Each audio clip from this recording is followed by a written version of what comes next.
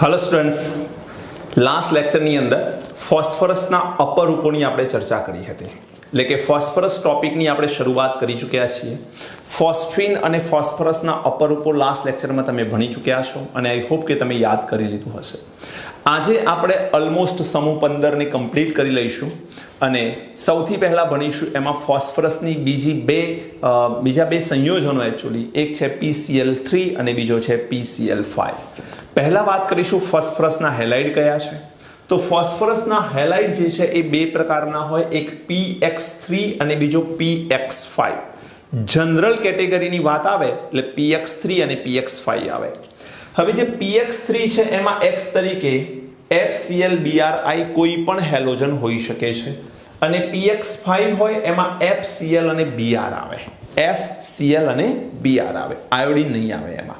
તો ધ્યાન રાખજો કે PX5 માં PI5 પોસિબલ નથી. આયોડિનનું કદ મોટું છે એટલે પ્રોપર બોન્ડ બનાવી શકતો નથી. જ્યારે બાકીનામાં PX3 માં PClBrI આમાં 5 આયોડિન જોડવા એ મુશ્કેલ છે, જ્યારે 3 આયોડિન જોડી શકાતા હોય છે. એટલે PX3 ની અંદર PI3 પણ પોસિબલ છે પણ PX5 માં PI5 પોસિબલ નથી. આ ધ્યાન રાખવા જેવી વાત છે.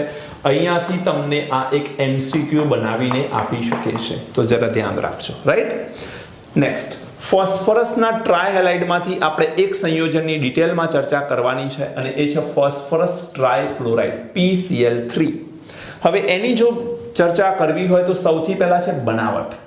ફોસ્ફરસ ટ્રાયક્લોરાઇડ કેવી રીતે બને? તો બહુ સિમ્પલ પ્રોસેસ છે. સફેદ ફોસ્ફરસને ક્લોરીન સાથે તમે પ્રક્રિયા કરાવશો એટલે PCl3 બની જશે. 4 મોલ PCl3 બને. બેલેન્સ કરતા તમને આવડી જશે. P4 + Cl2 gives PCl3. Phosphorus 4 છે એટલે 4 વડે ગુણશો તો આ 12 થશે એટલે અહીંયા 6 વડે ગુણવા પડશે. ક્લિયર? સેકન્ડ પોઈન્ટ છે ફોસ્ફરસ, અગેન સફેદ ફોસ્ફરસ, એની SOCl2 સાથે પ્રક્રિયા કરવાની. એનું નામ છે થાયોનિલ ક્લોરાઇડ. શું કહીશું? થાયોનિલ ક્લોરાઇડ. થાયોનાઇલ ક્લોરાઇડ પણ કહે છે, થાયોનિલ ક્લોરાઇડ પણ કહેવાય છે. તો થાયોનિલ ક્લોરાઇડ શું બનાવે? PCl3, SO2 અને S2Cl2. ધ્યાન રાખજો. તો આ પ્રક્રિયાની અંદર આપણને અગેન શું મળી જાય? PCl3. SO છે એ SO2 ફોર્મમાં દૂર થાય અને વધારાનો સલ્ફર S2Cl2 ના સ્વરૂપમાં દૂર થઈ જશે. ખ્યાલ આવી ગયો બેટા? હવે તમારે આને બેલેન્સ કરવું હોય તો જુઓ, 4 ગુણાકારમાં 3 12 અને 2 2 4, 4 3 12, 12 ને 4 16 છે. 16 ક્લોરીન. શું કરવું પડે બોલો? 8 મોલ SOCl2 લઈશું તો 16 મોલ ક્લોરીન બનશે અને 8 સલ્ફર, તો અહીંયા 4 છે ને અહીંયા 4 છે. થઈ ગયું બેલેન્સ. આવી રીતે બેલેન્સ તમે કરી શકો છો. ક્લિયર? તો આ એની બનાવટ છે. બહુ સિમ્પલ છે. ફોસ્ફરસને ક્લોરીન સાથે પ્રક્રિયા કરાવો, PCl3 આપશે. ફોસ્ફરસની SOCl2 એટલે કે થાયોનિલ ક્લોરાઇડ સાથે પ્રક્રિયા કરાવશો, S2Cl2, SO2 અને PCl3 આપશે. ઓકે, નેક્સ્ટ ગુણધર્મોની વાત કરીએ તો ભૌતિક ગુણધર્મ છે એ રંગવિહીન છે અને તૈલી પ્રવાહી સ્વરૂપનો પદાર્થ છે. પ્રવાહી પણ તૈલી સ્વરૂપનો છે અને રંગવિહીન છે. PCl3 જેવો પાણીના સંપર્કમાં આવે, હું પાણી બોલું છું પણ ઇવન તમે ભેજ પણ લખી શકો, નોટ ડાઉન કરીને લખજો આ વાતને. ભેજના સંપર્કમાં પણ જો PCl3 આવે તો H3PO3 જેને કહેવાય ફોસ્ફરસ એસિડ અને હાઇડ્રોક્લોરિક એસિડ બનાવે. આ હાઇડ્રોક્લોરિક એસિડની ધૂમ્ર બનાવે છે. ધૂમ્ર મતલબ ધુમાડા જેવું એન્વાયરમેન્ટ ક્રિએટ કરશે. તમને એક માર્ક્સમાં એવો સવાલ પણ પૂછી શકે છે કે PCl3 ભેજવાળા વાતાવરણમાં ધૂમ્ર શા માટે પેદા કરે છે? તો યાદ રાખજો, એ ધૂમ્ર કોની હોય છે? HCl ની હોય છે. તો PCl3 ભેજવાળા વાતાવરણમાં HCl ઉત્પન્ન કરે છે, માટે કહેવાય કે ધૂમ્ર પેદા થાય છે. ક્લિયર? ચલો, હવે CH3COOH અને C2H5OH બંનેમાં કોમન શું? OH. તો અહીંયા તમારી પાસે જેમાં OH ગ્રુપ આવેલું છે, હું એમ નથી કહેતો કે આલ્કોહોલ હોય, આ કાર્બોક્સિલિક એસિડ છે એ આલ્કોહોલ છે, પણ જેમાં OH સમૂહ આવેલો હોય એની PCl3 સાથે પ્રક્રિયા કરશો તો અહીંયાથી આ બંધ તૂટે છે. ધ્યાનથી જોજો, અહીંયાથી આ બંધ તૂટશે. હવે જો અહીંયાથી આ બંધ તૂટે તો વધે શું? 3 મોલ CH3CO અને અહીંયાના 3 ક્લોરીન, તો આ 3 ક્લોરીન 3 CH3CO સાથે જોડાય તો CH3COCl 3 મોલ મળી જાય. હવે હાઇડ્રોજન કેટલા છે બેટા 3, ઓક્સિજન કેટલા છે 3, તો H3 અને O3 અને એક ફોસ્ફરસ, તો H3PO3 ફોસ્ફરસ એસિડ મળ્યો. અગેન સમજો, CO અને OH એટલે કાર્બન અને OH વચ્ચેનો બંધ તૂટી જાય એટલે આ CO સાથે કોણ જોડાઈ ગયું Cl. કેટલા મોલ છે 3, તો 3 એ 3 અહીંયા જોડી દીધા આપણે. 3 OH છે એટલે 3 હાઇડ્રોજન 3 ઓક્સિજન, તો H3O3 અને એક ફોસ્ફરસ H3PO3. ક્લિયર? નેક્સ્ટ છે ઇથેનોલ. PCl3 સાથે પ્રક્રિયા કરો. સેમ જેમ અહીંયાથી OH ને હટાવ્યો એમ અહીંયાથી પણ તમે OH ને હટાવી લો. કેટલા OH હટે? 3 મોલ. 3 OH હટાવી લો. વધ્યું શું? 3 mall C2H5. 3 mall C2H5 3 mall chlorine સાથે જોડાય એટલે 3 મોલ C2H5Cl મળે. 3 મોલ C2H5 3 ક્લોરીન સાથે જોડાય તો 3 મોલ C2H5Cl મળે. OH કેટલા છે? 3, તો H3O3 અને એક phosphorus H3PO3. In short, PCl3 ની તમે જ્યારે પણ એસિટિક એસિડ સાથે કે ઇથેનોલ સાથે પ્રક્રિયા કરશો એને અનુરૂપ ક્લોરાઇડ સંયોજન અને ફોસ્ફરસ એસિડ આપણને બાય પ્રોડક્ટ મળે છે. આવડે કે નહીં? હવે તમે આનું સ્ટ્રક્ચર જોશો તો ફોસ્ફરસ એ 15મા સમૂહનું એલિમેન્ટ હોવાથી 5 એના બાહ્યતમ કક્ષાના ઇલેક્ટ્રોન હોય. એમાંથી એને અહીંયા એક ઇલેક્ટ્રોન, અહીં એક ઇલેક્ટ્રોન અને અહીં એક ઇલેક્ટ્રોન, 3 ઇલેક્ટ્રોન અહીં મૂક્યા અને ફોસ્ફરસ ઉપર અબંધકારક ઇલેક્ટ્રોન યુગ્મ છે એટલે ટોટલ 5 ઇલેક્ટ્રોન. તો 3 બંધમાં વપરાયા, એક અબંધકારક છે, તો આનો આકાર જોવામાં આવે તો શું આકાર છે? પિરામિડલ શેપ છે આનો. અને ફોસ્ફરસનું સંકરણ જોવામાં આવે તો આ એક લોન પેર મતલબ અબંધકારક ઇલેક્ટ્રોન યુગ્મ અને 3 બંધ બને છે. 3 બંધ અને એક અબંધકારક કુલ 4 કક્ષકો સંકરણમાં યુઝ થઈ માટે ફોસ્ફરસનું સંકરણ થશે sp3. આ ફોસ્ફરસ 3 સિગ્મા બંધ અને એક લોન પેર ધરાવે. ટોટલ કરશો 4 આવે, 4 કક્ષકો વાળું સંકરણ બને sp3. તો આ વાત થઈ બેટા આપણી કોની? PCl3 ની. હવે સેકન્ડ પોઈન્ટ છે ફોસ્ફરસ પેન્ટાક્લોરાઇડ PCl5.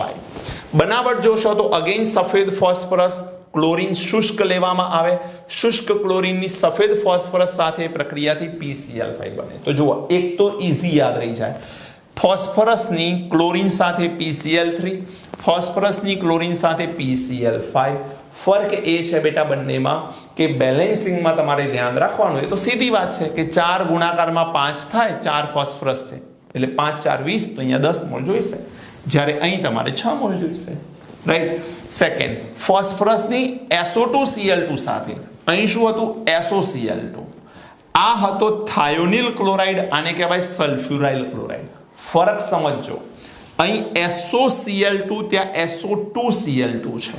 સલ્ફ્યુરાઇલ ક્લોરાઇડ સાથે પ્રક્રિયા કરો, PCl5 અને SO2 આપણને પ્રાપ્ત થાય. આ પ્રક્રિયાને યાદ રાખવાની ઓર એક મેથડ છે કે અહીં ક્લોરીન ઓછા છે તો અહીં SOCl2 લેવાનો, ક્લોરીન અહીંયા વધારે છે તો SOCl2 એમાં ઓક્સિજન બી વધારે લેવાનો. મતલબ કે આ ભારે અણુ થયું SO2Cl2, SOCl2 ની સાપેક્ષમાં SO2Cl2 કેવું? હેવી, કારણ કે ઓક્સિજન 2 છે, તો આ પણ તો હેવી છે એટલે PCl5 હેવી છે તો હેવી બનાવવા SO2Cl2, PCl3 થોડોક હલકો છે એના માટે SOCl2. ક્લિયર? યાદ રહી જાય એવું છે. તો સલ્ફ્યુરાઇલ ક્લોરાઇડની હાજરીમાં પ્રક્રિયા થાય, અહીંથી આ બંધ તૂટે, 10 મોલ SO2 અને 20 ક્લોરીન છે તો અહીંયા 4 મોલ PCl5 આપણને મળી શકે છે. ક્લિયર? હવે છે ગુણધર્મો. પીરાશ પડતો સફેદ પાવડર સ્વરૂપનો આ પદાર્થ છે. પીરાશ પડતો સફેદ પાવડર. હવે આવું કેવું? તો આ વાત એવી છે કે જે આપણે ક્રીમ કલર દેખાતો હોય છે એ એક્ઝેક્ટ નથી પીળો કે નથી સફેદ, એ થોડો ઘણો ડલ સફેદ કલર છે. એક્ઝેક્ટલી એવો પીરાશ પડતો સફેદ પાવડર સ્વરૂપનો આ પદાર્થ છે. PCl5 પાણીના સંપર્કમાં આવે એટલે તમે જોઈ શકો છો કે અહીંયાથી 2 ક્લોરીન હટે છે અને અહીંયાના 2 હાઇડ્રોજન શું બનાવે? 2 મોલ HCl. 2 ક્લોરીન હટે તો એ 2 ક્લોરીનની જગ્યા પર ફોસ્ફરસ જોડાય, ઓક્સિજન જોડાય અને POCl3 બનાવે. આને થોડુંક હું સમજાવી દઉં તો અહીંયા પહેલા બંધારણ સમજી લો. PCl5 માં ફોસ્ફરસ 3 ક્લોરીન સાથે એક જ સમતલમાં છે, મતલબ એક જ સમતલમાં આ રીતે અમે જ્યાંથી પેન આ બંનેને પકડ્યા છે એ જગ્યા પર ફોસ્ફરસ છે, આ એક ક્લોરીન, બીજો ક્લોરીન, અહીંયા બેક સાઈડ એક ત્રીજો ક્લોરીન છે એવું માની લઈએ, આ બેક સાઈડ એક ત્રીજો ક્લોરીન છે એવું માની લઈએ, ઉપરથી એક ક્લોરીન છે, એક નીચેથી ક્લોરીન છે, ક્લિયર? હવે આ કન્ડિશનમાં જરા ધ્યાનથી જોજો, ઉપરથી જે ક્લોરીન છે એને એક્સિયલ અક્ષ ઉપર છે એટલે એક્સિયલ, નીચે ક્લોરીન છે એ પણ એક્સિયલ ક્લોરીન કહેવાય, જ્યારે આ 3 ક્લોરીન છે એ ઇક્વિટોરિયલ કહેવાય, નિરક્ષીય, અક્ષ ઉપર નથી, નિરક્ષીય. આ અક્ષીય છે મતલબ અક્ષ પર છે, જ્યારે આ અક્ષ પર નથી એટલે નિરક્ષીય. હવે ધ્યાન રાખજો, જે અક્ષ પર છે, અક્ષ ઉપર ક્લોરીન છે, ફોસ્ફરસ અને ક્લોરીન વચ્ચેનું અંતર વધારે હોય છે કમ્પેર ટુ નિરક્ષીય, મતલબ ઇક્વિટોરિયલ ફોસ્ફરસ અને ક્લોરીન વચ્ચેનો જે બોન્ડ છે એની સાપેક્ષમાં એક્સિયલ બોન્ડ જે છે એ થોડો મોટો હોય છે. એનું કારણ છે પ્રેક્ટિકલી એવું સમજવામાં આવે છે કે અક્ષ ઉપર વધુ અપાકર્ષણ થવાના કારણે ફોસ્ફરસ અને ક્લોરીન વચ્ચેનું ડિસ્ટન્સ વધે છે અને માટે આ બંધ લંબાઈ વધારે હોય. જે બંધ લંબાઈ વધારે હોય બંધ કેવો હોય? નિર્બળ. તો અહીં તમે આને કહી શકો છો ત્રિકોણીય દ્વિપિરામિડલ શેપ છે, બે અવસ્થા, વાયુ અવસ્થા હોય કે પ્રવાહી અવસ્થા હોય, ત્રિકોણીય દ્વિપિરામિડ આકાર આ બતાવતો હોય છે. હવે તમારે ધ્યાન એ રાખવાનું છે કે નિરક્ષીય બંધ નાનો છે, અક્ષીય બંધ મોટો છે, એટલે બંધ લંબાઈ આની કેવી હશે? વધારે હશે. અને નિરક્ષીયની બંધ લંબાઈ કેવી હશે બેટા? ઓછી હશે. તો આનાથી શું સમજ પડે? તો જેની બંધ લંબાઈ વધારે હોય એ બંધ નિર્બળ હોય, એ બંધ નિર્બળ હોય તે બંધને તોડવો સરળ છે અને માટે આ બંધ સરળતાથી તૂટી જાય. તો કેટલા બંધ તૂટે? 2. તો ઇન શોર્ટ PCl5 માંથી 2 ક્લોરીન હટે ઝડપથી. તો હવે તમે ધ્યાનથી જુઓ, PCl5 માંથી 2 જ ક્લોરીન હટે છે. આ 2 ક્લોરીન કયા દૂર થયા? તો જે એક્સિયલ પર હતા તે, અક્ષ પર હતા એ બંને ક્લોરીન દૂર થયા, જે નિરક્ષ પર હતા, નિરક્ષીય હતા એના પરથી તે દૂર થયા નથી. તો PCl5 વોટર સાથે રિએક્ટ કરે તો 2 ક્લોરીન દૂર થાય તો ફોસ્ફરસની 2 સંયોજકતા ઘટી, એ બંને સંયોજકતા આ એક ઓક્સિજનની મદદથી કમ્પ્લીટ થાય, બને POCl3 and 2 mol of HCl. ખ્યાલ આવી ગયો? હવે POCl3 નું ફર્ધર વોટર સાથે રિએક્શન કરાવવામાં આવે તો H3PO4 ફોસ્ફોરિક એસિડ અને HCl મળે. તમે ધ્યાનથી જોજો, અહીંયા તમને ફોસ્ફરસ એસિડ મળતા હતા, મતલબ PCl3 કોઈ પણ કન્ડિશનમાં ફોસ્ફરસ એસિડ આપે, ઓછા ઓક્સિજન વાળો એસિડ આપે છે. અહીં જુઓ ફોસ્ફોરિક એસિડ મળ્યો એટલે PCl5, ફાઇનલી તો POCl3 બનાવી, POCl3 ની પણ પ્રક્રિયા કરીશું તો H3PO4 અને 3 mol of HCl મળે. પ્રથમ પ્રક્રિયા કરતા બીજી પ્રક્રિયામાં થોડુંક ટેમ્પરેચર વધારે રાખવું પડશે તો આ રિએક્શન થશે. ઓકે, હવે ગરમ કરતા ઉદ્ધવપાતન પામે, વધુ ગરમ કરતા વિઘટન પામે. આ કેવી વાત છે કે PCl5 સોલિડ છે, પાવડર છે એટલે સોલિડ છે. આને તમે નોર્મલી ગરમ કરશો તો ગરમ કરતા આ ગેસ બને, એટલે સોલિડ થી શું બની જાય? ગેસ. મતલબ આ શું થયું? ઉદ્ધવપાતન પામે છે, સોલિડ થી ગેસમાં કન્વર્ટ થાય ગરમ કરતા. પણ વધુ ગરમ કરશો એટલે એનું વિઘટન થાય. હવે વિઘટન તમને સમજાવી દીધું છે કે એક્સિયલ બોન્ડ જે છે એ નિર્બળ છે એટલે એ 2 બંધ તૂટશે, તો 2 Cl દૂર થાય તો Cl2 દૂર થાય અને PCl3 અલગ રહેશે. એટલે ધ્યાન રાખો, PCl5 નો ગરમ કરવામાં આવે તો પહેલો તબક્કો છે ઉદ્ધવપાતનનો, ઓર વધુ ટેમ્પરેચર ઓર વધુ ઉષ્મા આપવામાં આવે એટલે વિઘટન પામે.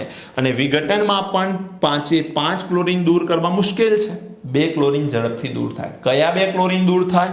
તો જે એક્સિયલ બોન્ડ હતા તે અક્ષ ઉપર 2 ક્લોરીન હતા એ બંને દૂર થઈ જતા હોય છે. હવે અહીંયા પણ OH સમૂહ ધરાવતા પદાર્થો સાથે PCl5 પ્રક્રિયા કરે. જે પ્રક્રિયાઓ અહીંયા થતી હતી એવી જ પ્રક્રિયાઓ અહીંયા થાય. ફરક એ છે કે અહીં તમારે 3 મોલ લઈને કામ કરવું પડતું હતું, અહીં તમારું કામ જે છે એ 1 મોલથી પણ થશે. કેવી રીતે? જરા ધ્યાનથી જુઓ.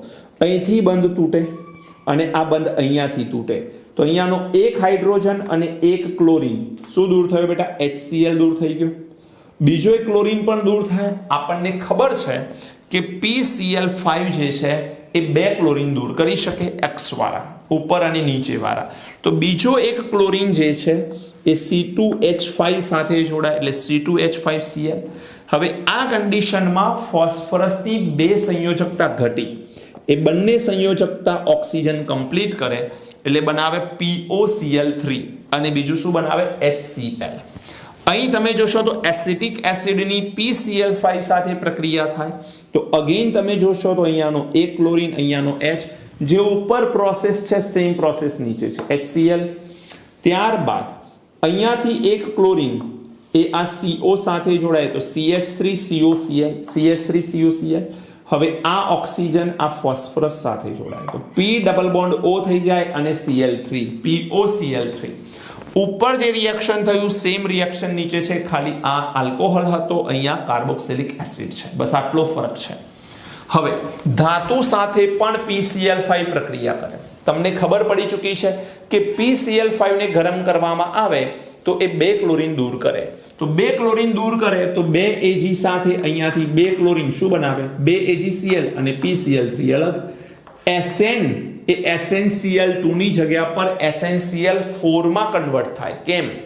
SnCl2 કરતા એટલે કે Sn+2 કરતા Sn+4 વધુ સ્થાયી છે અને કોઈ પણ પદાર્થ વધુ સ્થાયી પદાર્થ બનાવવાનો પ્રયત્ન કરે તો આમાંથી 4 ક્લોરીન અહીંયા જાય. 5 દુ 10, 10 માંથી 4 આવી ગયા, વધ્યા કેટલા 6, 2 PCl3, 6 વધ્યા. સિમ્પલ. એટલે ઇન શોર્ટ PCl3 બનાવે છે PCl5 માંથી ધાતુ સાથે, સિલ્વર સાથે AgCl અને ટીન સાથે SnCl4 બનાવે. આ મુદ્દો ધ્યાન રાખજો, it is very important MCQ. Okay, આમાં ને આમાં શું ફરક છે બેટા? તો અહીં તમે ધ્યાનથી જોશો તો ક્લોરાઇડ સંયોજન અને ફોસ્ફરસનો એસિડ મળે છે. અહીં તમે જો ક્લોરાઇડ સંયોજન તો મળે જ છે પણ હાઇડ્રોક્લોરિક એસિડ અને POCl3 મળે છે. POCl3 મળે છે. ઉપયોગ શું છે તો કાર્બનિક સંયોજનના સંશ્લેષણમાં આ ઉપયોગી છે. PCl5 ક્યાં ઉપયોગી છે? કાર્બનિક સંયોજનના ઉપયોગમાં, બનાવટમાં. C2H5Cl બનાવવો હોય, CH3COCl બનાવવો હોય, PCl5 વાપરી શકો છો. ઇવન CH3COCl અને C2H5Cl તો PCl3 પણ બનાવે છે. એટલે આ જે ઉપયોગ છે એ PCl5 ના પણ છે અને PCl3 ના પણ છે. એટલે ઇથેનોલમાંથી આપણને ઇથાઇલ ક્લોરાઇડ અને એસિટિક એસિડમાંથી આપણને ઇથેનોઇલ ક્લોરાઇડ આપણને પ્રાપ્ત થાય છે. બંધારણની વાત હું કરી ચૂક્યો છું જેનું નામ છે ત્રિકોણીય દ્વિપિરામિડલ. ઓકે બેટા, ચલો તમે આને નોટ કરો. હજુ આપણે એક ટોપિક સમજવો છે, એ છે ફોસ્ફરસના ઓક્સો એસિડ. સમજીએ શું છે, પહેલા આને નોટ કરી લો. ગ્રુપ નંબર 15 નો લાસ્ટ ટોપિક છે અને એ છે ફોસ્ફરસના ઓક્સો એસિડ. અને ખૂબ અગત્યનો ટોપિક છે. આ ટોપિકમાંથી ક્વેશ્ચન ઘણી વખતે પૂછાયા છે. ઓલમોસ્ટ હું કહી શકું દર વર્ષે પૂછાયા છે. ગુજકેટમાં તમારી બોર્ડ એક્ઝામિનેશનની અંદર ક્યાંક ને ક્યાંક આના ક્વેશ્ચન આવે છે. તેમજ નીટ અને JEE માટે પણ આ કોન્સેપ્ટ ખૂબ મહત્વનો છે. યાદ રાખવો પડે એવો છે. ઘણી વસ્તુ છે જે તમારે ડાયરેક્ટ યાદ રાખવી પડશે આમાં. જેમાં સૌથી પહેલા છે હાઇપોફોસ્ફરસ એસિડ, જેને ફોસ્ફિનિક એસિડ પણ કહેવામાં આવે. આ વર્ડ બહુ મહત્વના છે. આનો ચાર્ટ બનાવવાનો થશે તમારે. હાઇપોફોસ્ફરસ એસિડ એને ફોસ્ફિનિક એસિડ પણ કહે છે. એનું સૂત્ર છે H3PO2 અને એનો ઓક્સિડેશન નંબર આવે +1. શું આવે? +1. સફેદ ફોસ્ફરસ અને આલ્કલી વચ્ચેની પ્રક્રિયાથી તે પ્રાપ્ત થતો હોય છે H3PO2. આપણે આ રીતે બંધારણ દોરી શકીએ, H3PO2.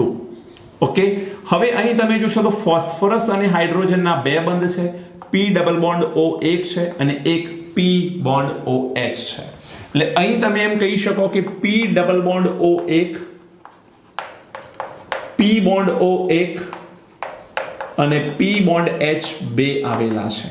હવે તમને એક બીજી વાત કહું જે ધ્યાનથી સમજજો.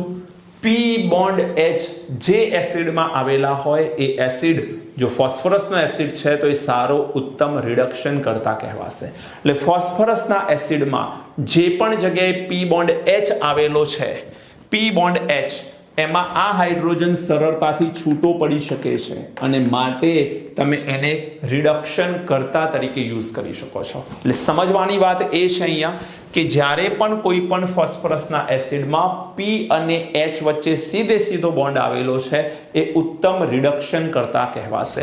તો આ એસિડ એ ઉત્તમ રિડક્શન કરતા કેમ છે? કારણ કે એમાં P બોન્ડ H આવેલો છે. ચલો, ઓર્થોફોસ્ફરસ જેને ફોસ્ફોનિક H3PO3 કહેવાય, +3 તેમાં ફોસ્ફરસનો ઓક્સિડેશનાંક આવે છે અને P2O3 + H2O ની પ્રક્રિયાથી તે બનાવી શકાય. એટલે P2O3 અને H2O પ્રક્રિયા કરે તો H3PO3 બને છે. H3PO3 આ એનું બંધારણ છે. આમાં તમે લખી શકો, આમાં P ડબલ બોન્ડ O 1 આવેલો છે, P બોન્ડ O 2 આવેલા છે જુઓ, અને P બોન્ડ H 1 આવેલો છે. હવે હું દર વખત આ લખીશ નહીં, પણ આના કરતા આ થોડુંક નિર્બળ રિડક્શન કરતા, કારણ કે આમાં P બોન્ડ H 1 જ છે એટલે અહીંયાથી બંધ તૂટશે. ઇવન આ પણ રિડક્શન કરતા તો કહેવાશે જ, રિડક્શન કરતા તો કહેવાય. આપણે ખાલી એ જ સમજવાનું હોય છે આમાં કે કોણ રિડક્શન કરતા છે, બસ. તો આ પણ રિડક્શન કરતા છે કારણ કે આમાં ફોસ્ફરસ અને હાઇડ્રોજન સીધા જોડાયા છે. આ પણ રિડક્શન કરતા છે કારણ કે અહીંયા પણ ફોસ્ફરસ અને હાઇડ્રોજન સીધા જોડાયેલા છે. ત્યારબાદ છે પાયરોફોસ્ફરસ, જેને કહેવાય છે H4P2O5 +3 તેનો ઓક્સિડેશનાંક છે અને PCl3 અને H3PO3 વચ્ચેની પ્રક્રિયાથી આને બનાવી શકાય. આપણે કોઈ સમીકરણ લખવાનું નથી, ખાલી પ્રક્રિયકો યાદ રાખવાના છે. તો બનાવટમાં સફેદ ફોસ્ફરસ આલ્કલીથી H3PO2, P2O3 અને H2O થી H3PO3, PCl3 અને H3PO3 થી H4P2O5 બને છે. +3 ઓક્સિડેશનાંક છે. H4P2O5 એમાં POP એક બંધ એક્સ્ટ્રા આવેલો છે, એટલે P bond O bond P આવો એક બંધ આવેલો છે. ત્યારબાદ P બોન્ડ O એવા 2 આવેલા છે, P ડબલ બોન્ડ O એવા 2 આવેલા છે અને P બોન્ડ H એવા પણ 2 બંધ આવેલા છે. ખ્યાલ આવે કે નહીં? જુઓ, P ડબલ બોન્ડ O 2 બંધ છે, POP એવો 1 બંધ આવેલો છે total, P bond OH, P bond OH જેને P બોન્ડ O કહેવાય એવા 2 છે અને P અને H વચ્ચે 2 બંધ આવેલા છે. બોલો, ખ્યાલ આવે છે કે નહીં? આ પ્રોસેસ તમે સમજશો તો અહીંયા પણ P અને H વચ્ચે બંધ આવેલો છે, માટે આને આપણે રિડક્શન કરતા તરીકે ઓળખી શકીએ. ત્યારબાદ છે હાઇપોફોસ્ફોરિક H4P2O6 જેનો ઓક્સિડેશન નંબર +4 છે. લાલ ફોસ્ફરસ અને આલ્કલીની મદદથી બને. તમારે ધ્યાન રાખવાનું, આમાં સફેદ ફોસ્ફરસ હતો, અહીંયા લાલ ફોસ્ફરસ અને આલ્કલી છે. સફેદ ફોસ્ફરસ આલ્કલી H3PO2 બનાવે, લાલ ફોસ્ફરસ અને આલ્કલી H4P2O6 બનાવે. હાઇપોફોસ્ફોરિક આ છે હાઇપોફોસ્ફરસ. ફરક જોજો, નાના ફરક છે પણ એને યાદ રાખવા ખૂબ અગત્યના છે. બંધારણ જોશો તો P અને P વચ્ચે 1 બંધ, એટલે એક્સ્ટ્રા શું આવ્યું? P bond P1. બાકી તમે જાતે લખી લેજો. હવે P bond OH, P bond OH, P bond OH, P bond OH, એટલે P બોન્ડ O4 અને P ડબલ બોન્ડ O 2 આવેલા છે. ખ્યાલ આવે છે કે નહીં બેટા? તો આ ધ્યાનમાં રાખજો. હવે છે ઓર્થોફોસ્ફોરિક H3PO4. આને આપણે એકલો ફોસ્ફોરિક એસિડ પણ કહીએ છીએ, આને ઓર્થોફોસ્ફોરિક પણ કહેવામાં આવે. આ શું છે? +5 ઓક્સિડેશનાંક ધરાવે છે. P4O10 અને પાણી વચ્ચે પ્રક્રિયાથી આ બનતો હોય છે H3PO4. તમને ખ્યાલ હશે, આપણે 11th માં ભણ્યા હતા કે ફોસ્ફરસ અને OH સીધા જોડાયેલા છે. તો અહીંયા ઓક્સિજન સાથે હાઇડ્રોજન જોડાયેલો હોય જ્યારે, તો આ હાઇડ્રોજન દૂર થાય, એટલે અહીંયાથી 3 હાઇડ્રોજન દૂર થાય, એટલે આને તમે ટ્રાયબેઝિક એસિડ કહી શકો. શું કહેવાય? ટ્રાયબેઝિક. આમાંથી કેટલા દૂર થઈ શકે? 4H+ દૂર થઈ શકે, કારણ કે 4 હાઇડ્રોજન ઓક્સિજન સાથે છે, એટલે એને આપણે શું નામ આપીશું? ટેટ્રાબેઝિક. ઓકે, જનરલી આપણે એને પોલીબેઝિક કહેતા હોઈએ છીએ. હવે છે પાયરોફોસ્ફોરિક H4P2O7. અહીં શું હતું? H4P2O6 hypo. પાયરોમાં P2O7 પાયરોફોસ્ફોરિક. અને જ્યારે પાયરો આવશે એટલે ફોસ્ફરસ અને ફોસ્ફરસ વચ્ચે ઓક્સિજન આવી જશે. જુઓ, અહીં પાયરો હતું, ફોસ્ફરસ અને ફોસ્ફરસ વચ્ચે ઓક્સિજન આવી ગયો. અહીંયા પાયરો આવી ગયો, તો અહીંયા પણ ફોસ્ફરસ અને ફોસ્ફરસ વચ્ચે શું આવી ગયું? ઓક્સિજન આવશે.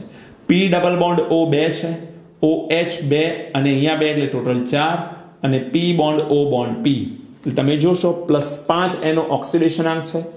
ફોસ્ફોરિક એસિડને ગરમ કરવાથી મળે છે. મતલબ H3PO4 ને હાઈ ટેમ્પરેચર પર લઈ જાઓ તો તમને શું મળે છે? H4P2O7 પાયરોફોસ્ફોરિક એસિડ પ્રાપ્ત થઈ શકે છે. ફોસ્ફોરિક એસિડને ગરમ કરવાથી આ પ્રાપ્ત થઈ શકે છે. મેટાફોસ્ફોરિક HPO3 n ટાઈમ્સ. સમજો, મેટાફોસ્ફોરિકમાં HPO3 n ટાઈમ્સ, એમાં પણ +5 ઓક્સિડેશનાંક છે. ફોસ્ફરસ એસિડ, ફોસ્ફોરિક નથી, ફોસ્ફરસ મતલબ H3PO3 પ્લસ Br2 ને બંધ નળીમાં ગરમ કરવાથી ફોસ્ફરસ એસિડ અને બ્રોમિનને એક બંધ કાચની ટ્યુબ લઈ એમાં ગરમ કરવાથી આપણને આ મળે છે. અને આ એક જો N અણુ જોડાયેલા છે, મતલબ આ એક પોલિમર ચેઇન જેવું બનાવે. તમને ખ્યાલ રહેવો જોઈએ HPO3 તમારે રિપીટિંગ યુનિટ છે, તો આટલો ભાગ રિપીટ થતો જાય. HPO3 આ સતત પ્રક્રિયા ચાલતી જાય ને ખૂબ મોટી શૃંખલાનું નિર્માણ થતું જાય. HPO3 આ મેટાફોસ્ફોરિક એસિડ તરીકે ઓળખવામાં આવે. હવે જો આ N ની જગ્યા પર હું 3 લખી દઉં તો એનું નામ થઈ જાય છે સાયક્લોટ્રાયમેટાફોસ્ફોરિક એસિડ. મેટાફોસ્ફોરિક એસિડ એ જનરલ કેટેગરી છે. 3 લખી દઉં તો ચક્ર સ્વરૂપે એ બંધારણ બનાવે એટલે સાયક્લો. 3 છે એટલે ટ્રાય મેટાફોસ્ફોરિક એસિડ તો કહેવાય છે. એટલે આ સાયકલ બનાવે છે ચક્રીય એટલે સાયક્લો. 3 અણુ જોડાયા એટલે ટ્રાય, તો સાયક્લો ટ્રાય મેટાફોસ્ફોરિક એસિડ આને કહેવાય છે. તો અહીંયા તમે જોઈ શકો છો તો આ શું આવી ગયું? H3PO3 એક. તમે જોઈ શકો છો આ શું આવી ગયું? H3PO3 બીજો. અને આ શું આવી ગયું? H3PO3 ત્રીજો. તો તમને અહીંયા બંધારણ બનાવતા આવડવું જોઈએ. આમાં આપણે કરીશું 3 ફોસ્ફરસ મૂકી દીધા અને પ્રત્યેક ફોસ્ફરસને ઓક્સિજન સાથે જોડી દીધા. ત્યારબાદ double bond OH, double bond OH અને ડબલ બોન્ડ OH આપણે 3 જગ્યાએ મૂકી દીધા. સિમ્પલ. તો આ છે સાયક્લોટ્રાયમેટાફોસ્ફોરિક એસિડ. તમને એક ખ્યાલ આવવો જોઈએ કે કોનું નામ શું છે, કોની ઓક્સિડેશન અવસ્થા શું છે, એનું બંધારણ શું થાય છે. આટલું તમારે યાદ રાખવાનું. બંધારણ કમ્પલસરી યાદ કરવાના છે. 100% તમને બંધારણ આવડવા જ જોઈએ. જો બંધારણ નથી આવડતા તો ઘણું મોટું નુકસાન તમને થવાનું છે આગળ જતા.